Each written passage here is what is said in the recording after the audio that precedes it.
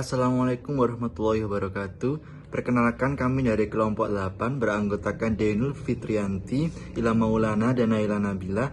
Di sini kami akan menjelaskan keterkaitan antara gelombang bunyi dalam biologi.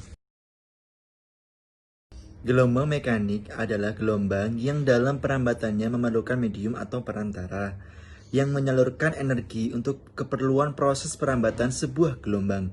Salah satu contoh dari gelombang mekanik adalah gelombang bunyi. Gelombang bunyi memerlukan medium udara sebagai perambatannya.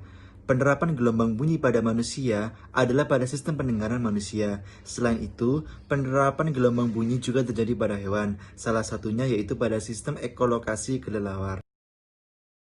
Gelombang pada sistem pendengaran manusia. A. Gelombang bunyi yang dapat ditangkap manusia.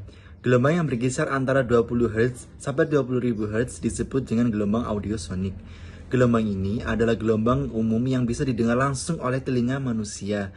Akan tetapi, tingkat kepekaan pendengaran manusia akan menurun. Semakin tua usia manusia, maka akan semakin turun pula tingkat pendengarannya. Gelombang audiosonik tidak akan terdengar normal setelah manusia berada pada tingkat usia lanjut. Telinga manusia mempunyai kecenderungan untuk mendengar gelombang sudah tercipta sejak lahir ke dunia. Hanya saja, faktor kesadaran otak manusialah yang mengatur rambatan bunyi tersebut. Para ahli telah memuat riset bahwa seorang bayi yang baru lahir mampu membedakan bunyi antara 20 Hz sampai 20.000 Hz. Dilihat dari adanya perubahan gerak tubuh mengikuti gelombang bunyi yang dihasilkan dalam setiap desibelnya. Hal ini membuktikan bahwa gelombang audiosonik telah ditangkap oleh manusia sejak lahir.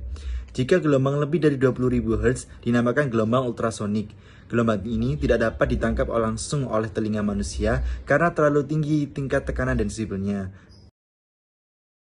Mekanisme gelombang bunyi diterima manusia. Yang pertama, sesuatu menciptakan getaran atau gelombang bunyi.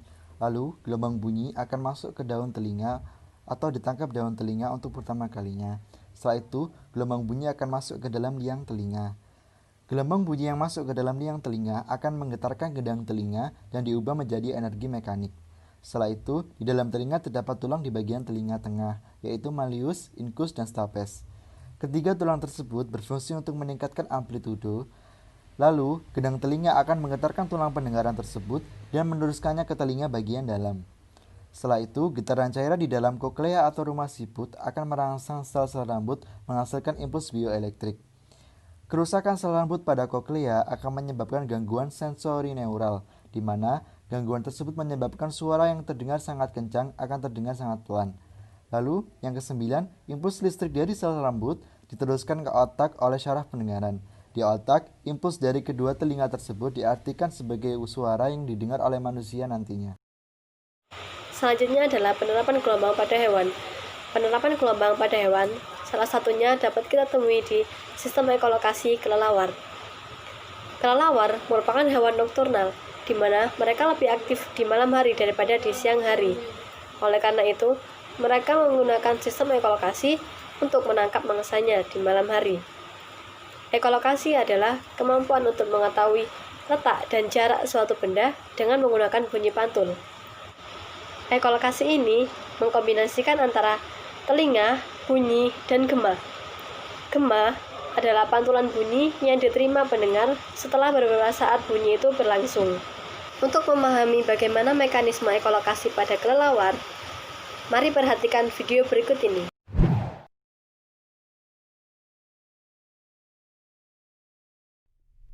Have you ever heard someone say they're blind as a bat? Well, that expression is a bit misguided. During the day, some kinds of bats can see almost as well as humans, but when the sun goes down, nocturnal bats rely on their ears more than their eyes to navigate. This special navigation process is called echolocation. Bats, on the other hand, can hear and produce sound at frequencies over 100,000 waves per second, way beyond the range of human hearing. Here, we've slowed down a bat's chirp so you can hear it. This chirp is the first step in the process of bat echolocation, the primary sound that the bat will use to detect information about its surroundings. The bat listens as the chirp leaves its body and bounces off its surroundings. When the sound returns to the bat, the cartilage of the outer ear funnels the sound waves into the ear canal. The waves then reach the eardrum. which vibrates in response. These vibrations are transferred further into the ear to the basilar membrane, which runs the length of the cochlea. If you uncoil the cochlea and the basilar membrane, they would look like this. Each area of the membrane moves in response to a particular frequency. Then, the cochlea converts these vibrations into nerve impulses for the brain to interpret. Setelah melihat video tersebut, kita dapat menarik kesimpulan bahwa mekanisme ekolokasi pada kelelawar yang pertama yaitu kelelawar mengeluarkan bunyi dengan frekuensi sebesar 100.000 Hz. Suara tersebut termasuk gelombang ultrasonik, di mana frekuensinya melebihi dari 20.000 Hz. Selanjutnya, bunyi tersebut akan memantul pada objek-objek yang ada di sekitar kelelawar, baik itu pepohonan, bebatuan, serangga-serangga, hewan, dan lain sebagainya. Kemudian, bunyi pantul tersebut akan ditangkap kembali oleh kelelawar dan masuk melalui telinga bagian luar. Tulang rawon yang ada pada telinga bagian luar akan meneruskan suara tersebut ke liang tengah dan akan menggetarkan gendang telinga. Setelah itu, getaran akan diteruskan ke membran basilar. Membran basilar merupakan pemanjangan dari koklea. Di koklea ini, getaran akan diubah menjadi impuls yang akan dikirimkan ke otak. Setelah itu, impuls akan dikirimkan ke otak, dan di otak nantinya akan diproses, sehingga kelelawar tersebut dapat mengetahui di mana jarak dan letak mangsanya. Kelelawar dapat mengeluarkan bunyi sebanyak 160-190 kali per detik, sehingga ia juga akan menerima bunyi pantul yang banyak juga. Untuk itu, ia harus dapat membedakannya, mana bunyi pantul yang dari mangsanya. Untuk membedakannya, kelelawar mengeluarkan bunyi dengan pola frekuensi yang berbeda-beda. Pola-pola tersebut akan membentuk suatu peta yang berguna bagi kelelawar untuk menentukan mangsanya. Objek yang lebih besar akan memantulkan gema yang lebih kecil, dan objek yang lebih kecil akan memantulkan gema yang lebih besar. Untuk mengetahui jarak dari mangsanya, kelelawar menggunakan gema dari pepohonan dan bebatuan yang ada di sekitar mangsanya tersebut. Nama saya Dainul Fitriyanti akan menjelaskan tentang konsep dan definisi gelombang elektromagnetik dalam biologi. Nah, untuk gelombang elektromagnetik adalah gelombang yang memiliki energi, listrik, dan magnet tanpa memerlukan media rambat. Bill Savard menyatakan bahwa muatan listrik yang bergerak akan menimbulkan medan magnet. Muatan-muatan listrik mengalami isolasi sehingga laju perubahan medan listrik tidak tetap. Perubahan ini menimbulkan perubahan medan magnet yang tidak tetap juga.